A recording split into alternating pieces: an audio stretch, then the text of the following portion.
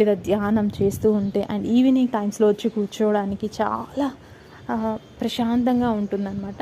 And మనం మొక్కలు ఎందుకు పెంచుకోవాలి అనుకుంటే ఏదో ఒక లాభం వస్తుందని అయితే కాదండి.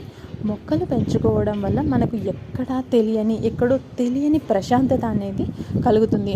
ఇంట్లో ఎన్ని ప్రాబ్లమ్స్ ఉన్నా సరే మార్నింగ్ వచ్చి ఈ మొక్కలకు సంబంధించిన వర్క్ చేసుకుంటూ ఇలా మొక్కల మధ్యలో అంటే మన ప్రకృతి వడిలో కూర్చున్నట్టు అనమాట. సో మనం ఎక్కడికో పార్కులకి ఎక్కడికో వెళ్ళాల్సిన అవసరం లేదనమాట.